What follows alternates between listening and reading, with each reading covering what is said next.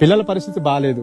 పిల్లల ఆరోగ్యం బాగాలేకపోయేసరికి వాళ్ళని చూసుకుంటూ వచ్చేస్తుంటే, ఏ నాన్న ఎక్కడికి వెళ్తున్నావని అడుగుతున్నారు. వాళ్ళు ఎక్కడికి వెళ్తున్నావు నాన్న అని చెప్పేసి అంటే, నేను దేవుని పని కోసం వెళ్తున్నాను బాబు, నేను వీలైనంత త్వరలో మీ ముందుకు వచ్చేస్తాను, మీరు చక్కగా ఆడుకోండి బాబు, తినండి, అమ్మకి ఇబ్బంది పెట్టొద్దని చెప్పేసి నేను బయలుదేరి రావడం అయితే జరిగింది.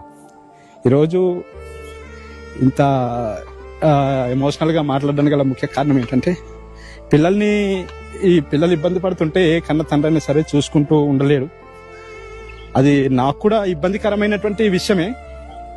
కానీ నా పిల్లల్ని, నా భార్యను నా దేవుని కంటే ఎక్కువగా నేను ప్రేమించకూడదు, నా దేవుని పరిచర్య కంటే ఎక్కువగా ప్రేమించకూడదు అని నేను తెలుసుకున్నాను కనుక ఈరోజు అది కష్టమైనా సరే నా పిల్లల్ని విడిచిపెట్టి, నా భార్య బిడ్డలు విడిచిపెట్టి ఈ అడవి ప్రాంతాల్లోకి వచ్చి దేవుని మాటలు ప్రకటిస్తున్నాం. మీ చేత అవమానించబడుతున్నాం, మీ చేత దెబ్బలు తినడానికి సిద్ధపడుతున్నాం, మీరు చంపేస్తామంటే చచ్చిపోవడానికి సిద్ధపడుతున్నాం. నాకు భార్య బిడ్డలు ఉన్నారు, మాకు బాధ్యతలు ఉన్నాయి, మాకు పనిపాట్లు ఉన్నాయి. అయినా సరే గానీ ఈరోజు ఇంత గట్టిగా సువార్త పరిచర్య మేము ఎందుకు చేస్తున్నామంటే, దేవుడు ఇచ్చినటువంటి దర్శనం అంత గొప్పది. ఇక్కడ ఆయన భూలోకానికి త్వరగా రాబోతున్నాడు.